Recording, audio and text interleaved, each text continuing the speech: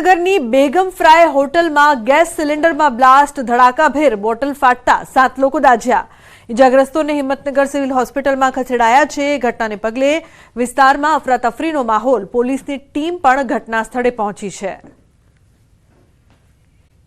બોટાદ નગરપાલિકાની ચૂંટણીને લઈને ભાજપે પ્રચારના શ્રી ગણેશ કર્યા છે।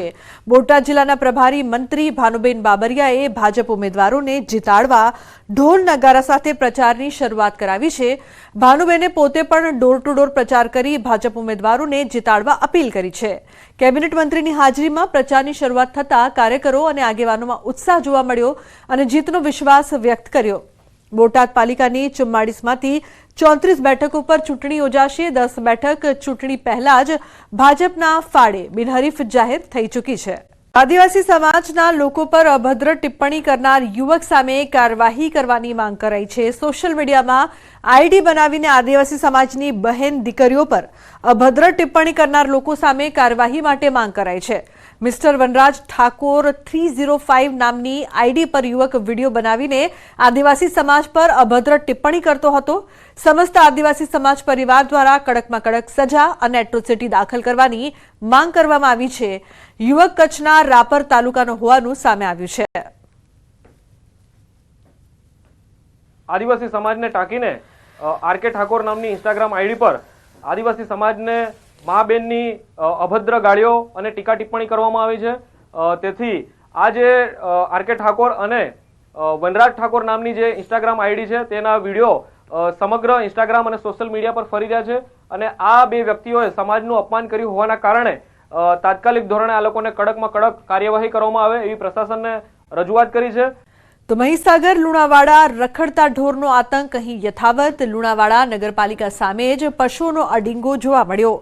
મુખ્ય રસ્તાની વચ્ચે જ પશુઓનો અડીંગો। લુણાવાડાના માંડવી, દરકોલી તળાવ સહિત મુખ્ય રસ્તા ઉપર પશુઓ રસ્તાની વચ્ચોવચ્ચ જોવા મળ્યા।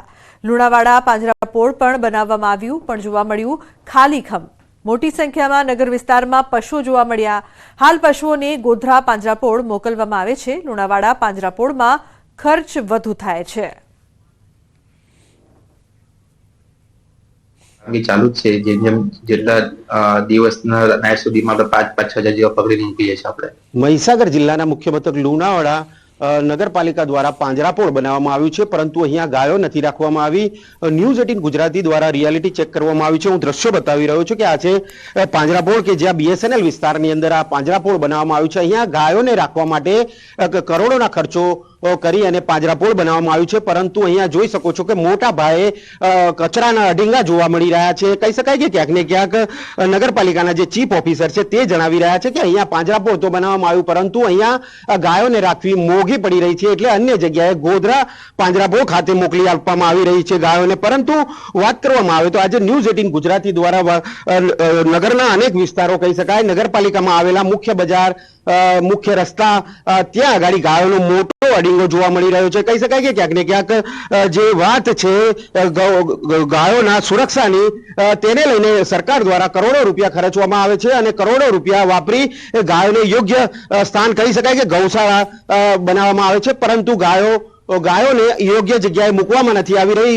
કહી શકાય કે અત્યારે પણ ન્યૂઝ 18ના કેમેરાની અંદર કેદ થયેલી ગાયો આપણે સ્પષ્ટ જોવાઈ રહી છે કે અનેક વિસ્તારો નગરના કહી શકાય ત્યાં આગળ ગાયો અડીંગો જમાઈને બેઠી છે। ત્યારે જે પશુઓ છે તેમના દ્વારા અનેક જે લોકો છે તેમને પણ ઈજાઓ પહોંચાડવામાં આવી છે। અનેક ઈજાઓને લઈને ગંભીર ઈજાઓ થઈ છે અને ગંભીર ઈજાઓના કારણે અન્ય વિસ્તાર કહી શકાય લુણાવાડાથી બહાર અન્ય વિસ્તારો સુધી રિફર પર કરવા પડી રહ્યા છે, પરંતુ જે તંત્ર છે તે હજુ સુધી કોઈ પણ વાતને સાંભળતું નથી તેવા દ્રશ્યો અહીંયા જોવા મળી રહ્યા છે। ત્યારે અનેક રજૂઆત બાદ પણ જે ગાયો પશુઓની સ્થિતિ છે તેની તે રહેવા પામી છે। ત્યારે જે પાંજરાપોળ બનાવવામાં આવ્યું છે તે પણ અહીંયા ખાલીખમ જોવા મળી રહ્યું છે। કહેવામાં આવી રહ્યું છે કે અહીંયા એક એજન્સીને આપી અને ગાયો સીધી ગોધરા પાંજરાપોળ ખાતે મોકલી આપવામાં આવે છે તેવું સીઓ હાલ જણાવી રહ્યા છે। ત્યારે આ જે પશુઓનો ત્રાસ છે તે ક્યારે ઓછો થશે તે પણ એક સવાલ અહીંયા ઊભો થઈ રહ્યો છે। જિલ્લામાં ખેડૂતોએ કેપ્સિકમ મરચાનું વાવેતર કર્યું છે, પરંતુ પાક તૈયાર થતા પોષણક્ષમ ભાવ નહીં મળતા ખેડૂતો કફોડી હાલતમાં મુકાયા છે। અરવલ્લી જિલ્લામાં રવિ સિઝનમાં કુલ 1.50 લાખ હેક્ટર જમીનમાં ઘઉં, ચણા, બટાકા, વરિયાળી, રાયડો અને જુદા જુદા શાકભાજીનું વાવેતર થયું છે। શાકભાજીમાં સૌથી વધુ કેપ્સિકમ મરચાનું વાવેતર થયું છે। વાવેતર બાદ પાક તૈયાર થઈ ગયો છે અને હવે પાક વેચવાના સમયે ખેડૂતોને પોષણક્ષમ ભાવ નહીં મળતા ખેડૂતોમાં મુશ્કેલી છે.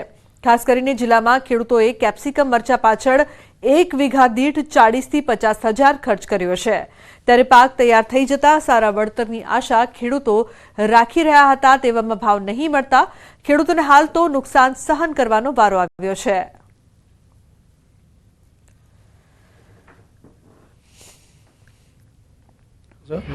અમારા 3 વીઘા વાવેતર કરેલું છે, તો એવી આશા રાખું છું ખર્ચો નીકળી જાય તો સારું. ગયા વર્ષે ભાવ સારો હતો 40 થી 45 રૂપિયા, એટલે આ વર્ષે શું થયું કે ભાવ સારો હોવાને ગયા વર્ષે ભાવ સારો હતો એટલે આ વર્ષે વાવેતર વધી ગયું.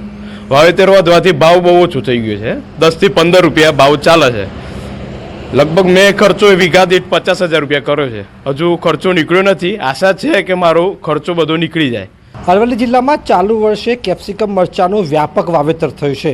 વાવેતર વધવાના કારણે ત્યાં જે ભાવો છે તે ગગડી ગયા છે. દ્રશ્યો બતાવીશ કે 3 વીઘા જમીનમાં જે પ્રકારે ખેતી કરવામાં આવી છે તેમાં મરચાનો પાક મબલકતો દેખાઈ રહ્યો છે, પરંતુ વીઘા દીઠ 40,000 થી 50,000નો ખર્ચ જે ખેડૂતે કર્યો છે તે ખર્ચ હવે નથી નીકળ્યો. તેનું એકમાત્ર કારણ છે કે ગત વર્ષમાં જે 40 થી 45 રૂપિયા 1 કિલોએ જે વેચાણ કરવામાં આવ્યું હતું તેના જે ભાવ ગગડીને માત્ર 10 અને 15 રૂપિયા સુધીનો ભાવ પહોંચ્યો છે 1 કિલોનો. આપ દ્રશ્યોમાં જોઈ શકો છો કે લીલાછમ દેખાતા જે કેપ્સિકમ મરચા છે તેની માંગ તો છે, પરંતુ વાવેતર વધવાના કારણે ભાવો ગગડ્યા છે. તેના કારણે ખેડૂતોને જે નફો થતો હતો તે નફો હવે દેખાતો નથી, કારણ કે વાવેતર વધ્યું છે અને વાવેતર સામે જે પ્રકારે જથ્થો બજારમાં ઉપલબ્ધ હોવાના કારણે ક્યાંક ને ક્યાંક ભાવ ગગડી રહ્યા છે. બનાસકાંઠાના સરહદી વિસ્તારની નર્મદા કેનાલમાં ગાબડા પડવાનો સિલસિલો યથાવત છે.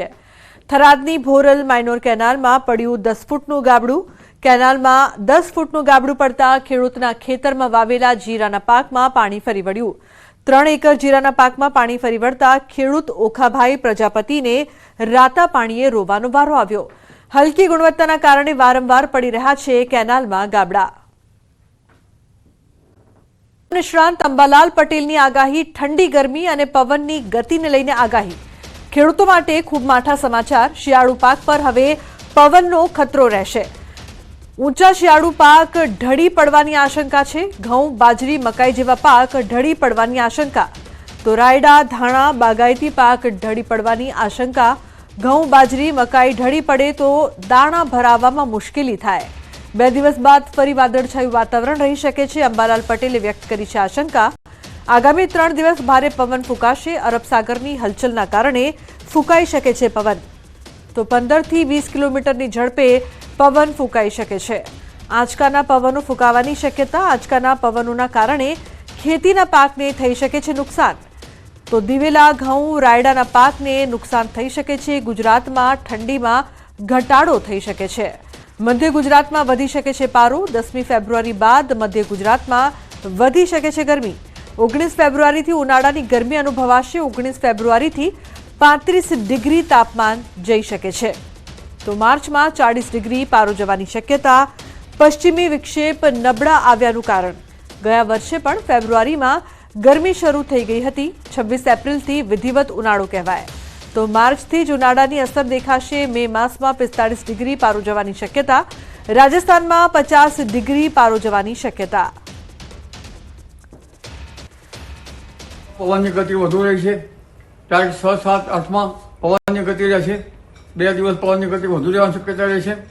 જેમાં મધ્ય ગુજરાતના ભાગોમાં પવનની ગતિ 15 કિલોમીટર પર અવરની રહેવાની શક્યતા રહેશે. ઉત્તર ગુજરાતમાં પણ 15 કિલોમીટર પર અવરની રહેવાની શક્યતા રહેશે. જૂનાગઢના ભાગોમાં પણ 15 કિલોમીટર પર અવર અને દક્ષિણ ગુજરાતના ભાગમાં 16 કિલોમીટર પર અવરની રહેવાની શક્યતા રહેશે. કચ્છના ભાગમાં વધુ રહેવાની શક્યતા રહેશે.